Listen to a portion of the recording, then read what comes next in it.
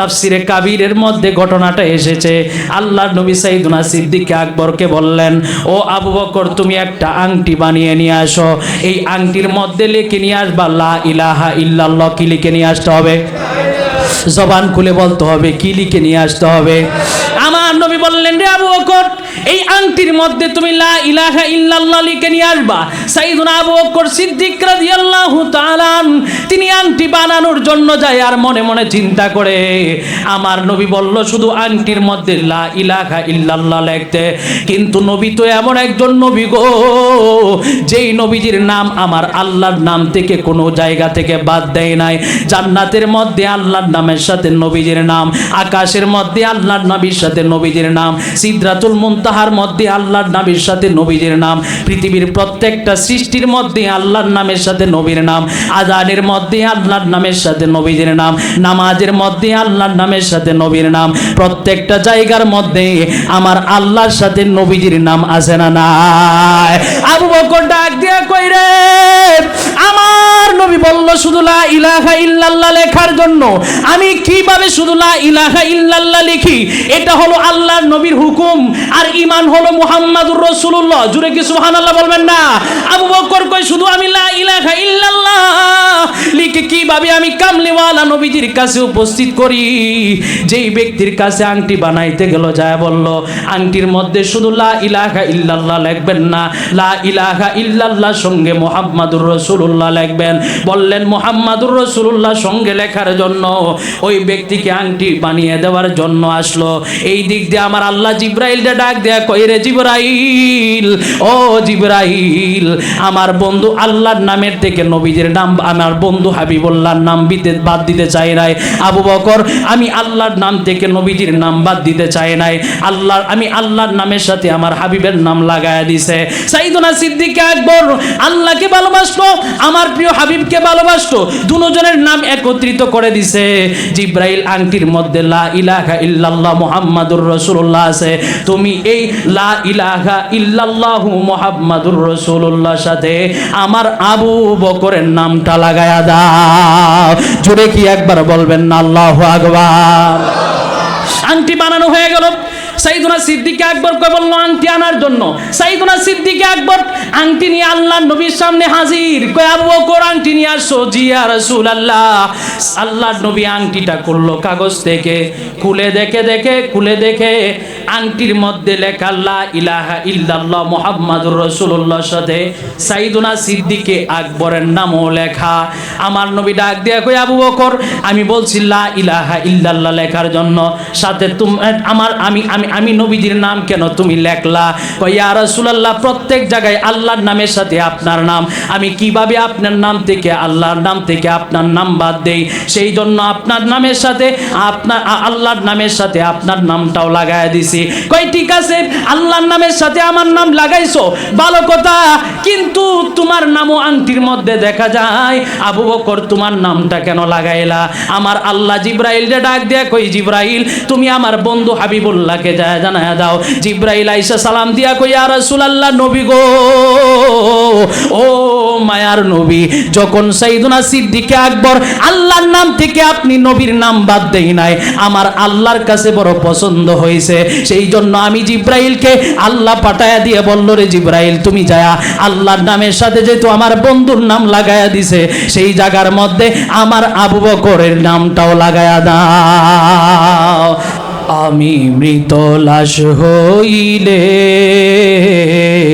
কেহ নাহি নিবে কোলে, আমি মৃত লাশ হইলে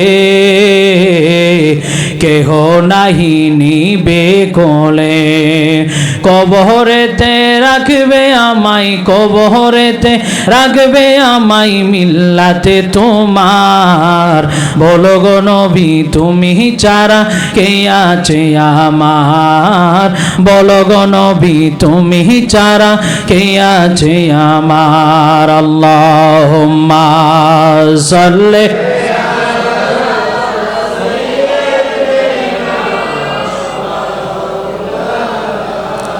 মুহাম্মাদ ওয়া আলা আলি সাইয়্যিদিনা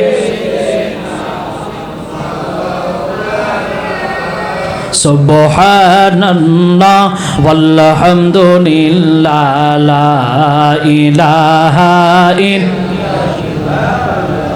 সুবহানাল্লাহ ওয়ালহামদুলিল্লাহ লা ইলাহা ইল্লাল্লাহ সুবহানাল্লাহ ওয়ালহামদুলিল্লাহ লা ইলাহা লা ইলাহা ইল্লাল্লাহ পড়ুন লা ইলাহা ইল্লাল্লাহ সুবহানাল্লাহ ওয়ালহামদুলিল্লাহ লা ইলাহা ইল্লাল্লাহ সুবহানাল্লাহ ওয়ালহামদুলিল্লাহ লা ইলাহা ইল্লাল্লাহ আসমান বলে এক আল্লাহ জমিন বলে এক আল্লাহ বলুন আসমান বলে এক আল্লাহ জমিন বলে এক আল্লাহ আমরাও বলি এক আল্লাহ বলুন আমরাও বলি এক আল্লাহ সবাই বলো এক আল্লাহ লা ইলাহা ইল্লাল্লাহ পড়ুন লা ইলাহা ইলাহা ইল্লাল্লাহ মুহাম্মাদুর রাসূলুল্লাহ সাল্লাল্লাহু তাআলা আলাইহি ওয়াসাল্লাম। আল্লাহর ওলিদের ভালোবাসার মহব্বত দরকার আছে না নাই? আজকে মগবাজার দরবার শরীফে আসতে পেরে খুশি না বেজার? মহান মুর্শিদ কেবলার সামনে বসতে পেরে আমরা খুশি না বেজার? মুর্শিদ কেবলা বললেন অল্প সময়ের ভেতরে কিছু কথা বলে আলোচনা শেষ করার জন্য। মূলত আমরা এই দরবার শরীফের খাদেম আলোচনার জন্য আসি না, মূলত আসি পীর ভাই যারা আছে তাদের সাথে সাক্ষাৎ করার জন্য, দাদা হুজুর কেবলার ভক্ত মুরিদান যারা আছে তাদের সাথে সাক্ষাৎ করার জন্য, দাদা হুজুর কেবলা জানের রওজা শরীফ জিয়ারত করার জন্য, মুর্শিদ কেবলা জানের সামনে এসে হাজিরা দিয়ে মুর্শিদ কেবলার কাছ থেকে দোয়া নেওয়ার জন্য আসি। কথা বলেন ঠিক না? কারণ আল্লাহর ওলিদের কদম ছাড়া বাঁচার কোনো উপায় নাই, উপায় নাই, উপায় নাই। কথা বলেন ঠিক না? আমার বন্ধুরা, বাবাজিরা, সংস্পর্শে সম্পর্ক আল্লাহর ওয়ালাদের সাথে লাগানো, আল্লাহর নবীদের সাথে লাগানো, বুজুর্গদের সাথে লাগানো, এটা বড় খুশনসিবের ব্যাপার। মাওলা আলী রাদিয়াল্লাহু তাআলা তিনি ১,৫০০ বছর পূর্বে বলে গেছেন।